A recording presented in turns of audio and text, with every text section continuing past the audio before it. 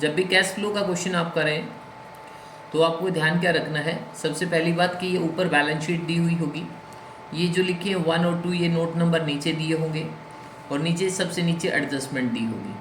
तो क्वेश्चन को ध्यान से पढ़ना है। लाइबिलिटी साइड का एक नियम होता है कि लाइबिलिटी अगर आपकी यहाँ देखोगे जैसे ये 2023 से 24 है, तो इसका मतलब ये लेटेस्ट बैलेंस शीट है, ये प्रीवियस ईयर की बैलेंस शीट है यानी कि लास्ट ईयर की। जब भी कोई भी लाइबिलिटी, चाहे वो कोई भी लाइबिलिटी हो, चाहे वो फर्स्ट पार्ट शेयर होल्डर का फंड हो या आपका लॉन्ग टर्म हो या शॉर्ट टर्म हो, कोई भी लाइबिलिटी अगर इंक्रीज हो रही है तो समझ जाना उसको कहीं ना कहीं आपने प्लस करना होता है। और लाइबिलिटी अगर डिक्रीज हो रही, घट रही है, तो समझ जाना माइनस करना है आपको।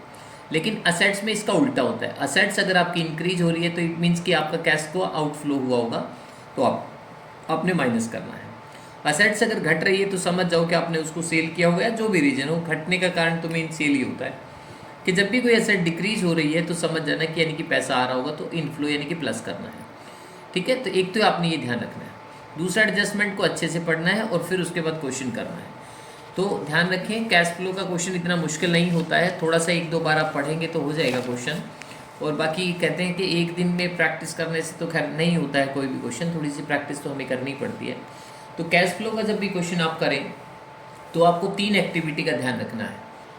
3 एक्टिविटी में सबसे पहली एक्टिविटी जो होती है हमारी, वो होती है ए, यहाँ पे लिख लेंगे आप, ऊपर कैश फ्लो स्टेटमेंट लिख लो, कैश फ्लो स्टेटमेंट, और इस तरीके से एक अंडरलाइन लगा लो और यहाँ पे लिखोगे आप पर्टिकुलर। उसके बाद आपने क्या करना है, लास्ट में 2 कॉलम इस तरीके से बना लेने हैं।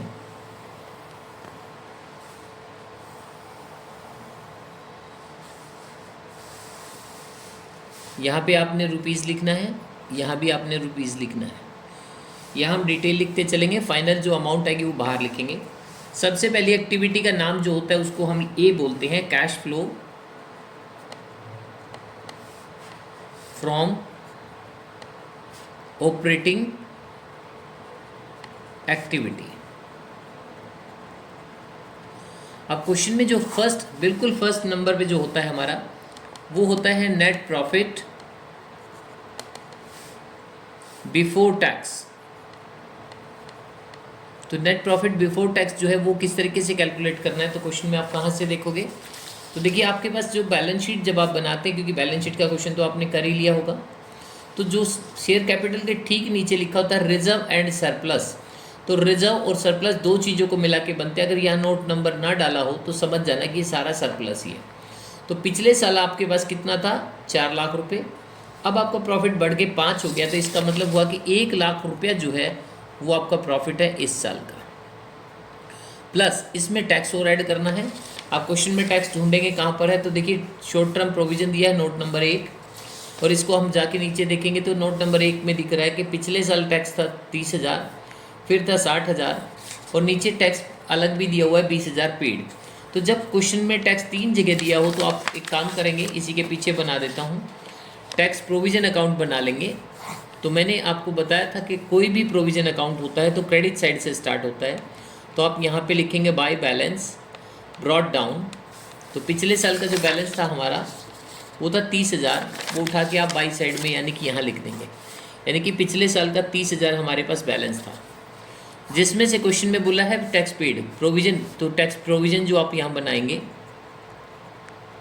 ये कम कब कैसे होगा, मान लीजिए पिछले साल 30,000 टैक्स आपने देना डिसाइड किया था, तो कम कहाँ होगा, इसके अपोजिट साइड में। तो इसलिए टू कैश पेड आपने इस साइड लिखना है। मान लीजिए हम कहते हैं कि यहाँ पर क्वेश्चन में मान लीजिए क्या दिया ही हुआ क्वेश्चन में, 30 में से 20,000 अगर आपने पेड कर दिया तो आपका क्लोजिंग बैलेंस 30 में से 20 लेस करने के बाद क्लोजिंग 10 बचना चाहिए, क्योंकि ओपनिंग इधर है तो क्लोजिंग इधर आएगा। तो टू बैलेंस CD आपका 10 बचना चाहिए, लेकिन क्वेश्चन में कितना दिया हुआ है 60,000, ये हम यहाँ दिखा देते हैं आपको 60,000। तो इसका मतलब हुआ 30 पुराना था, 60 अगर ये कह रहा है क्लोजिंग बचा हुआ, तो ये कैसे पॉसिबल हुआ। तो सिंपल सी बात है कि अगर 30 में से 20 दिया तो 10 बचना चाहिए, अगर 60 बच रहा है तो इसका मतलब 50,000 और बढ़ गया। ये तो और बढ़ गया, तो इसका मतलब ये करंट ईयर का प्रोविज़न हो गया। तो इसको यहाँ करंट ईयर का प्रोविज़न आप यहाँ लिख देंगे, ठीक है, करंट ईयर का प्रोविज़न। तो हमने क्या करना है, करंट ईयर के प्रोविज़न को, ये बैलेंसिंग फिगर आ गया आपका, जिसको प्रोविज़न मेड भी बोल सकते हैं, टैक्स मेड भी बोल सकते हैं। कितना है 50,000। अब दोनों साइड को बराबर कर दो, 80,000 80,000 अब आपने क्या करना है, जब भी इस तरीके से कोई भी अकाउंट आप बनाओ तो याद रखना कैश फ्लो में ओपनिंग और क्लोजिंग को क्रॉस कर देना, यानी कि इनकी हमें कोई ज़रूरत नहीं है। तो सिर्फ दो चीज़ों की ज़रूरत है, एक करंट ईयर का प्रोविज़न और एक कैश पेड। इसका मतलब ओपनिंग क्लोजिंग आपको नहीं चाहिए होता है, ठीक है, उनका डिफरेंस चाहिए होता है, डिफरेंस ये दो हैं। तो करंट ईयर का प्रोविज़न जो होता है वो आपने टैक्स में यहाँ पे ऐड करना है। दोनों को मिला के टोटल जो अमाउंट हो गई आपकी वो कितनी होगी, 1.5 लाख रुपए, तो वो आप यहाँ लिख देंगे। तो आपका पहला पॉइंट हो गया नेट प्रॉफिट बिफोर टैक्स। अब इसके बाद आपने यहाँ पर ऐड करना है कुछ चीज़ें जिनको हम बोलते हैं नॉन ऑपरेटिंग या नॉन कैश एक्सपेंसेस। तो वो कौन कौन से हो सकते हैं क्वेश्चन में, तो वो हम एक एक करके ढूंढेंगे और साथ ही साथ कोशिश करेंगे आपका गलत ना हो क्वेश्चन। तो ऑपरेटिंग एक्टिविटी जो लगभग मुझे लगता है वो 12-15 लाइनें इसके अंदर आ सकती हैं। तो आप पूरी एक सीट ले लें उसके लिए, अगली सीट से आप दूसरी सीट से बी पार्ट को शुरू कर दें। मैं यहाँ पर एक ही सीट में कंप्लीट करने की कोशिश करूँगा, तो मैं थोड़ा सा कंजेस्टेड करके लिखूँगा इसको। तो बी पार्ट जो है मेरा वो कौन सा होता है, दूसरी एक्टिविटी का नाम है cash flow from investing activity, क्योंकि मैं तीनों एक्टिविटीज़ को इकट्ठा चलाता हूँ हमेशा ही। तो ये कैश फ्लो फ्रॉम इन्वेस्टिंग, तो इसमें 3-4 लाइन से ज़्यादा नहीं आती है, मैक्सिमम 5 हो सकती हैं। और तीसरी एक्टिविटी का नाम होता है cash flow from financing activity. तो मेरा जो करने का तरीका है वो क्या है, मैं क्वेश्चन को ये नहीं कि पहले इसको पूरा करता हूँ, मैं सिर्फ प्रॉफिट लिखने के बाद हमेशा सजेस्ट करता हूँ कि क्वेश्चन आप हमेशा ऊपर से उठाएं, ताकि एक एक करके अगर सीक्वेंस में कोई चीज़ होती चलेगी तो आपसे छूटने का कोई चांस नहीं है। ज़्यादातर बच्चे पहले ऑपरेटिंग को करने की कोशिश करते थे, इसलिए कैश फ्लो का क्वेश्चन नहीं निकलता है। तो अब यहाँ पे देखेंगे सबसे पहले शेयर कैपिटल है, तो शेयर कैपिटल हमारा होता है फाइनेंस का पार्ट। तो इसलिए 10 लाख रुपये अगर आपकी कैपिटल पिछले साल थी, अब आपकी 14 हो गई है, तो 4 लाख आपकी लायबिलिटी बढ़ना, मतलब मैंने कहा था ना इनफ्लो होगा। तो कहाँ दिखाओगे, फाइनेंसिंग एक्टिविटी में। तो यहाँ पे लिखोगे आप issue of share capital, issue of share capital. तो आप इसको 4 लाख के डिफरेंस को दिखा दोगे यहाँ पर अंदर के कॉलम में, लेकिन पॉजिटिव दिखाना है। अब आप ध्यान से देखोगे तो पहला शेयर कैपिटल का काम खत्म हो चुका है, रिजर्व एंड सरप्लस का खत्म हो चुका है। अब इसके बाद आप देखो लॉन्ग टर्म बोरोइंग है, ये भी आपकी लॉन्ग टर्म लायबिलिटी है। तो इसलिए पिछले साल 140 थी, 1,40,000, अब ये बढ़ के 5 लाख होगी। तो लायबिलिटी जब भी बढ़ेगी मैंने कहा था प्लस होगा, तो इसलिए ध्यान के रखना 3,60,000 रुपये ये भी आपने प्लस करनी, कहाँ पर, फाइनेंसिंग एक्टिविटी में। तो आप यहाँ पे लिखेंगे इश्यू ऑफ डिबेंचर्स, यहाँ लिख दो 3,60,000। उसके बाद नेक्स्ट है, अब आइए हमारे पास कौन सी है, करंट लायबिलिटी की बात करते हैं। तो शॉर्ट टर्म बोरोइंग है इसमें आपका बैंक ओवरड्राफ्ट। बैंक ओवरड्राफ्ट को हम किस में कंसीडर करते हैं, फाइनेंसिंग एक्टिविटी में। अगर बैंक आता है तो बैंक को आप कैश के इक्विवेलेंट मान के लास्ट में ट्रीटमेंट करेंगे, अदरवाइज बैंक ओवरड्राफ्ट है तो आप इसको ट्रीट कर सकते हैं फाइनेंसिंग एक्टिविटी में। तो फाइनेंसिंग एक्टिविटी में आप दिखाएंगे तो कितना है, पिछले साल बैंक ओवरड्राफ्ट यानी कि आपको 30,000 बैंक को देना था, अब 20 देना, तो 10 आपने उतार दिया होगा, मतलब रीपेमेंट कर दिया होगा। तो आप यहाँ पे लिखेंगे repayment of bank OD overdraft, 10,000 रुपये आपने पेमेंट किया होगा, तो इसको आप माइनस शो कर देंगे। अब इसके बाद इसका काम भी खत्म हो चुका है। अब इसके बाद आएंगे ट्रेड पेबल, ये किसका पार्ट होता है, ऑपरेटिंग का पार्ट होता है ट्रेड पेबल, ठीक है। तो ट्रेड पेबल हमारे पास क्या है, जितनी भी करंट लायबिलिटी होती है वो सारी हम वहीं दिखाते हैं ऑपरेटिंग में ही। तो बैंक ओवरड्राफ्ट की जगह अगर ये कैश होता, मतलब कोई और चीज़ होती, क्रेडिटर या बिल्स पेबल होता, तो वहीं दिखाते, लेकिन बैंक ओवरड्राफ्ट को हम फाइनेंसिंग मानते थे इसलिए ये गया, अदरवाइज नहीं। ज़्यादातर करंट लायबिलिटी जितनी भी होती है ऑलमोस्ट हमारी ऑपरेटिंग का पार्ट की होती है। तो क्रेडिटर की मैं बात करता हूँ, तो क्रेडिटर आप देखेंगे 60,000 के हैं और अब 1 लाख के हो गए, तो 40,000 के आपके क्रेडिटर बढ़ गए हैं। तो बढ़ गए तो पैसा आया होगा, तो आप कहाँ पे शो करेंगे, तो ऊपर 5-6 लाइनें ये मैं छोड़ देता हूँ, जो मैंने अभी बोला था नॉन कैश एक्टिविटी जो होती है, नॉन ऑपरेटिंग एक्टिविटी, तो 5-6 लाइन छोड़ देता हूँ। तो बाकी बची जो है आपकी वर्किंग कैपिटल से चेंज से पहले की एक्टिविटी है ये। अब इसके बाद हम यहाँ पर 5-6 लाइनें छोड़ के यहाँ पे करंट लायबिलिटी का यहाँ करूँगा मैं। तो हमारा क्या चेंज आया, इंक्रीज इन ट्रेड पेबल। तो आपकी ट्रेड पेबल यानी क्रेडिटर्स, इसकी हम बात करें तो कितना था, देखिए 60 का 1 लाख हो गया, तो मतलब 40,000 के आपके क्रेडिटर्स इंक्रीज हो गए हैं। तो इंक्रीज हो गए तो मतलब आपकी इनफ्लो हो गया है।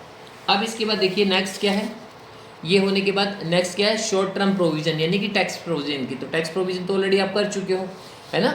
तो सिर्फ पेड दिखाना है, पेड हम लास्ट में दिखाते हैं। यहाँ ऑपरेटिंग एक्टिविटी जब पूरी निकल जाएगी तब मैं टैक्स पेड दिखाऊंगा। तो मैंने इस पूरी एक्टिविटी में किसको छोड़ा है, सिर्फ टैक्स पेड को छोड़ा, बाकी मैंने सारी एडजस्टमेंट कर दी। तो आपका हो गया ना कंप्लीट, पता भी नहीं चला। अब उसके बाद हम देखेंगे नेक्स्ट फिक्स्ड एसेट्स की बात करते हैं। तो फिक्स्ड एसेट्स में हमारे पास देखिए नोट नंबर 2 दिया हुआ है। ये क्या कहना चाहता है नोट नंबर 2, ये देखिए ये कहना चाहता है कि हमारे पास पिछले साल प्रॉपर्टी की ओरिजिनल वैल्यू 10 लाख थी, जिस पे 1 लाख डेप्रिसिएशन लग चुका था, तभी ये 9 लाख शो कर रहा है ऊपर। इस साल जो है 17,60,000 ओरिजिनल वैल्यू होनी चाहिए थी, जिसमें 1,60 अगर डेप्रिसिएशन हटा दूँ तो 16 लाख वैल्यू वो वहाँ शो कर रहा है। तो जब ऐसी सिचुएशन आ जाए तो आप इसका भी अकाउंट मेंटेन करेंगे। तो आपने 2 अकाउंट बनाने हैं, जैसे कि आपने डेप्रिसिएशन के चैप्टर में सीखा था। यहाँ पे रखेंगे प्लांट एंड मशीनरी अकाउंट और इसके ठीक नीचे रखेंगे प्रोविजन अकाउंट।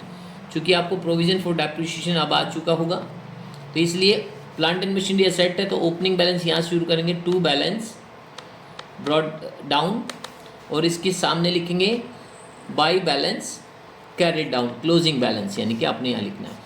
और यहाँ पे टोटल कर देंगे। और जो भी एसेट जब भी बढ़ती है, तो मैंने बोला था पिछले वीडियो में डेप्रिसिएशन में, एसेट जब भी बढ़ती है तो डेबिट साइड में। तो इसलिए अगर आपने एसेट खरीदी होगी तो टू बैंक आपका निकलेगा, परचेजेस ये दिया रहेगा तो ठीक है, नहीं तो क्लोजिंग निकलता है ज़्यादातर ये। और इधर अगर आपने कोई भी एसेट बेची है तो 3 चीज़ें लिखनी है आपको, कि आज तक कोई भी एसेट बेची है, जो भी एसेट आप बेचना चाहते हो उसका प्रोविजन अकाउंट, लॉस कितना हुआ और कितने में बेची, ये 3 चीज़ें हमने प्रोविजन अकाउंट में भी पढ़ी हैं, डेप्रिसिएशन के चैप्टर में भी। और प्रोविजन अकाउंट में क्या लिखना है, ओपनिंग बैलेंस जैसे इसका 2 से स्टार्ट होता है तो इसका 22 से स्टार्ट होता है, by balance brought down current year का डेप्रिसिएशन, ताकि टोटल प्रोविजन हमें पता चल जाए। और इसके अपोजिट में क्या लिखते हैं, टू मशीन, कौन से का, अगर आपने कोई मशीन बेची है तो उसका प्रोविज़न उठा के हम इससे उठा के वहाँ पे लेके जाते हैं। तो हमने ये उस अकाउंट में भी देखा था, मशीन अकाउंट में। और लास्ट में जो क्लोजिंग बच जाएगा वो क्लोजिंग बैलेंस यहाँ लिख देंगे, टू बैलेंस CD। तो जो जो इन्फॉर्मेशन आपके पास है वो पुट करते चलेंगे। तो सबसे पहले हम मशीन अकाउंट में आए या प्रोविज़न में। तो प्रोविज़न अकाउंट में देखो पिछले साल का बैलेंस दिखा रखा है 1 लाख, यहाँ पे लिख दो। उसके बाद जिसमें से क्वेश्चन में देखो एडजस्टमेंट में क्या बोला है, एक मशीन जो है आप 50,000 की ओरिजिनल वैल्यू थी, उसके ऊपर 20,000 रुपये डेप्रिसिएशन ऑलरेडी लग चुका है। तो इसका मतलब लग चुका है, उस मशीन को आप अगर बेचना चाहते हो तो 1 लाख वाली में से इसके अपोजिट में उस मशीन की अब हमें ज़रूरत नहीं है, तो उसका प्रोविज़न भी हटा दो। तो जब मशीन आप यहाँ लिखोगे तो यहाँ लिखोगे बाई प्रोविज़न फॉर डेप्रिसिएशन। जिस मशीन को आप बेचना चाहते हो उसको मशीन से हटा दो और प्रोविज़न से भी हटा दो, वो ख़त्म हो जाएगी। तो 1 लाख में से 20 अगर आपने हटा दिया तो क्लोजिंग कितना बचना चाहिए, 80। लेकिन ये कह रहा है क्लोजिंग कितना है, 160। तो इसका मतलब हुआ कोई अगर 160 बचा हुआ है और आप बोल रहे हो कि 80 बचना चाहिए, तो 80,000 कहाँ से आए, तो करंट ईयर का डेप्रिसिएशन बैलेंस निकल गया। ये आ गई आपकी बैलेंसिंग फिगर, ठीक है। और टोटल कितना हो गया, 180, और ये भी हो गया 180, ठीक है। तो अब ये तो बन गया प्रोविजन अकाउंट। अब मशीन अकाउंट भी बना दो। कितना था आपका मशीन का बैलेंस, देखो पुराना 10 लाख, यहाँ लिख दो 10 लाख। ये कितना था, देखो इस साल का बैलेंस 17,60,000, ये भी लिख दो 17,60 यहाँ पर। साथ में और क्या क्या इन्फॉर्मेशन थी, जो मशीन आप बेचना चाहते हो जिसका आपने 20,000 डेप्रिसिएशन लिखा है यहाँ पर प्रोविजन से उठा के, उसकी ओरिजिनल वैल्यू थी 50, 20 अगर डेप्रिसिएशन था, और 18,000 में आप उसको सोल्ड कर रहे हो तो बाई बैंक, क्योंकि जब भी बेचते हैं तो अपोजिट साइड में लिखते हैं हम, बाई बैंक ब्रैकेट में लिख दो सेल 18,000। तो 50,000 की मशीन में से 20 अगर डेप्रिसिएशन हटा दो तो 30 की बिकनी चाहिए, बेच रहे हो आप 18 की, तो इसका मतलब 12,000 क्या हुआ आपके लिए, लॉस। तो आप लिखोगे बाई P&L और ब्रैकेट में लिख दो लॉस। अब आपने देखा कि 10 लाख की मशीन थी, 1760 की बची और बेच भी दी, तो ये पॉसिबल थोड़ी है। तो इसका मतलब नई मशीन खरीदी होगी, तो ये बैलेंसिंग फिगर निकल गई आपकी इसमें, बैलेंसिंग फिगर। तो कितना आया, सभी को ऐड कर देते तो 18,10,000 इस साइड का टोटल है। 18,10 में से अगर मैं 10 लाख हटाऊंगा तो इसका मतलब मैंने 8,10,000 की मशीन और परचेज कर ली, टोटल हो गया 18,10,000। अब जैसे कि मैंने प्रोविजन अकाउंट में बोला था, ओपनिंग और क्लोजिंग को कर दो क्रॉस, हमें इसकी ज़रूरत नहीं, जो डिफरेंस आया उनको कहाँ कहाँ लेके जाते हैं। तो ये जो आपने परचेज़ किया है ये आपका इन्वेस्टिंग एक्टिविटी का पार्ट है, तो इन्वेस्टिंग एक्टिविटी में यहाँ पे लिखेंगे आप जो आपने परचेज किया है, purchase of plant and machinery, short में लिख रहा हूँ मैं, तो कितना था आपका 8,10,000, तो वो आप यहाँ पे दिखा देंगे, माइनस कर देंगे आप इसको। दूसरा इसमें से क्या उठाना है अब आपने, इसका काम खत्म हो गया है, इसको ओके कर देता हूँ। दूसरी साइड प्रोविजन फॉर डेप्रिसिएशन 2 बार यहाँ भी आ गया, यहाँ भी आ गया, तो इसका काम वैसे ही खत्म हो गया।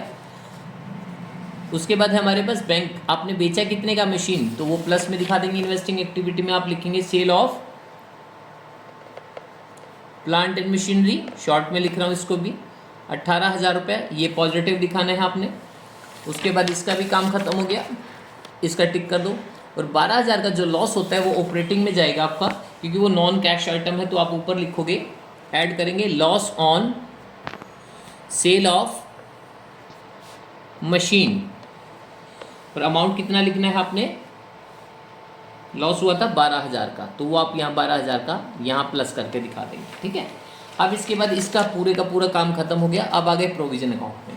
प्रोविजन में ओपनिंग और क्लोजिंग को मारो क्रॉस, और ये 20,000 वहाँ चला गया दूसरी बार, तो इसलिए इसका भी काम खत्म। सिर्फ डेप्रिसिएशन बचे, ये ऑपरेटिंग का पार्ट होता है, तो ऊपर ऑपरेटिंग में नॉन कैश आइटम है, तो इसलिए आप ऊपर लिखोगे depreciation on plant and machinery, और ये आप लिख देंगे 80,000 रुपये, जो करंट ईयर का डेप्रिसिएशन है वो आपने यहाँ दिखा देना है। अब आपका इसका भी काम खत्म, तो ये तीनों अकाउंट हो गए यहाँ पे। इसके बाद आप आएंगे नेक्स्ट में, ये हो गया खत्म। अब इसके बाद देखिए, पिछले साल आपकी गुडविल थी 2 लाख, अब 140 रह गई, तो इसका मतलब गुडविल कहाँ हो गया, चली गई आपकी 60,000। तो दो चीज़ें हो सकती है, जब भी कोई एसेट कम होती है, या तो आपने उसको राइट ऑफ किया होगा या आपने उसको बेचा होगा। तो गुडविल कभी भी बिना बिजनेस को बेचे तो बिकती नहीं है गुडविल, क्योंकि वो दिखती नहीं है तो बिकती नहीं है, सिंपल सी बात है, इंटेंजिबल एसेट्स है वो आपकी।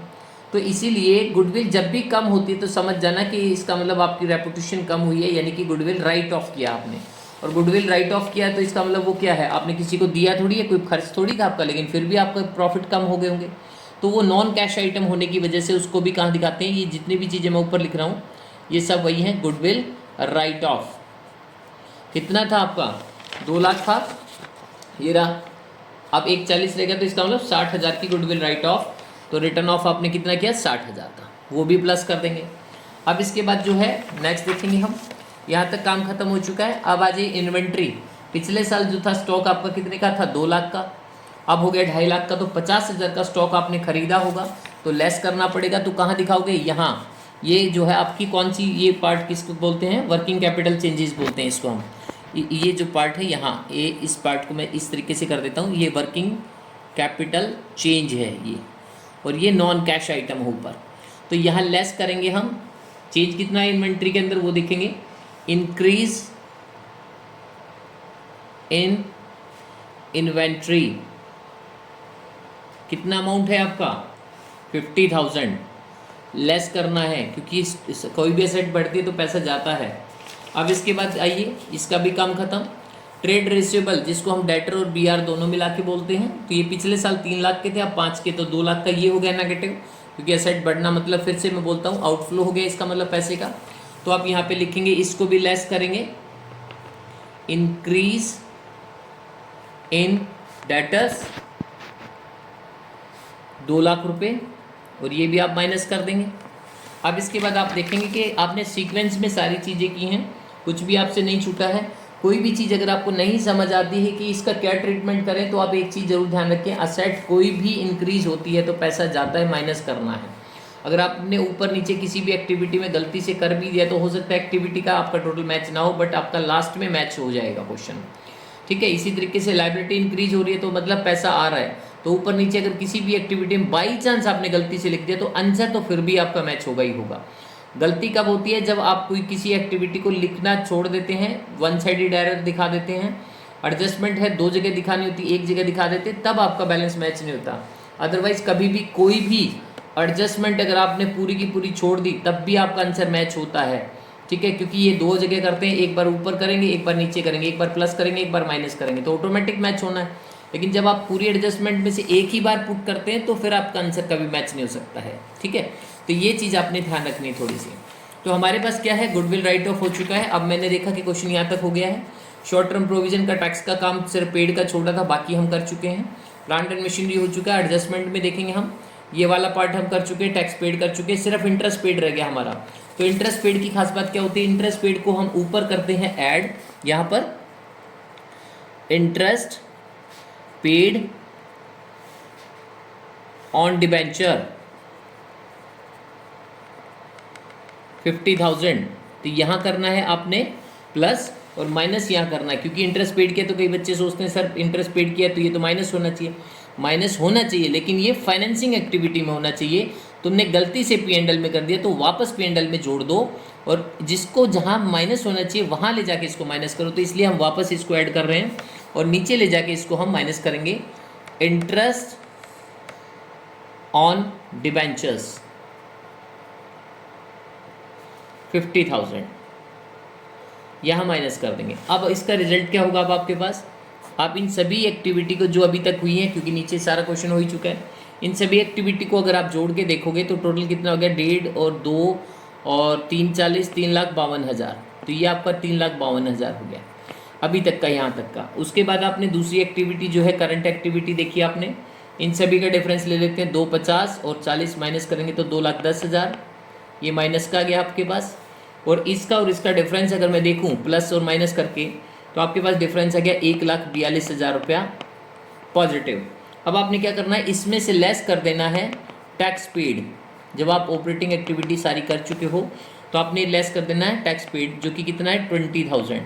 जब आप इसको माइनस करेंगे तो बचा हुआ अमाउंट जो है आपका 1,22,000 जो अमाउंट आएगा वो आप बाहर के कॉलम में यहाँ लिख देंगे। और 1,22,000 इसको हम बोलते हैं cash flow from operating activity. ठीक है, अब ये आपके पास आ गया। अब इसके बाद नेक्स्ट क्या है हमारे पास, देखिए ये दूसरी एक्टिविटी है, इसमें कुछ और आया नहीं। तो अब इस एक्टिविटी को क्या बोलेंगे, दोनों का डिफरेंस निकालेंगे तो कितना आ गया 7,92,000 माइनस में यहाँ दिखाओ और फिर यहाँ भी दिखा दो 7,92,000 माइनस का। और इस एक्टिविटी का नाम क्या है, कैश यूज हुआ ना पैसा आपका इन इन्वेस्टिंग एक्टिविटी।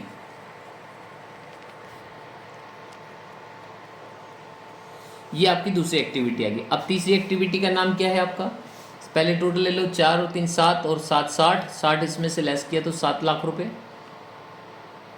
7 लाख रुपए। और ये आपकी एक्टिविटी का नाम है cash flow from financing activity. अब ये क्या करना है, ये तीनों एक्टिविटी आपके पास आ गई हैं। ये जो टोटल आपने कर दिया है इनका अलग अलग से ऐसे डबल अंडरलाइन कर दो ताकि कहीं और टोटल में ना आए। 1 2 3 ये 3 एक्टिविटी का जो टोटल आएगा आपके पास, आपने उन तीनों को A + B + C तीनों को जोड़ देना है। तो 7 लाख ये 7 बाई 1 22 ये हो गया 8 22 में से अगर मैं 792 माइनस कर दूं तो मेरे पास जो नेट कैश आया वो 30,000 आ गया। इसको हम बोलेंगे net increase in cash, net increase in cash and cash equivalent. तो ABC तीनों का टोटल 1 2 3 तीनों का डिफरेंस 30,000। अब ऐड करना है इसके अंदर opening cash plus bank balance plus marketable securities. अगर इनमें से कोई चीज़ नहीं है तो आप छोड़ भी सकते हैं, लेकिन कैश तो क्वेश्चन में हमेशा मिलेगा ही। तो कैश क्वेश्चन में कितना दिया, देखो आपको ओपनिंग है कितना 60,000, तो 60,000 और जोड़ दो इसके अंदर। अब सभी को मिला के आपके पास कितना आ गया 90,000। ये जो 90,000 है ये आपका किसके बराबर होगा, कैश एंड कैश के इक्विवेलेंट एट द एंड, आखिरी में। तो ये 90,000 अगर क्वेश्चन में आपने मैच कर लिया इसके साथ, देखो ये 90 रहा और ये 90 आपने मैच कर लिया, तो इसका मतलब आपका क्वेश्चन ठीक है। तो बस आपने ध्यान क्या रखना है कि क्वेश्चन हमेशा सिर्फ नेट प्रॉफिट लिखने के बाद ऊपर से स्टार्ट करें, स्टेप मार्किंग होती है। तो जितना क्वेश्चन आपका ठीक होगा उसी हिसाब से आपको मार्क्स भी मिलेंगे। ठीक है, कोशिश करें कि अच्छे से अच्छा पेपर करने की। और ये ध्यान रखें कि कोई भी एडजस्टमेंट पढ़ते हैं तो अच्छे से पढ़ें, उसको 2 बार पढ़ें, समझ आ जाएगी एडजस्टमेंट आपको। ठीक है, और कोई भी एडजस्टमेंट करें तो एक जगह ना करें, दोनों जगह करें। और लायबिलिटी का बढ़ना मतलब कैश का इनफ्लो, लायबिलिटी घटना मतलब कैश का आउटफ्लो, असेट्स में इसका उल्टा करना है। ठीक है, thank you so much, thank you.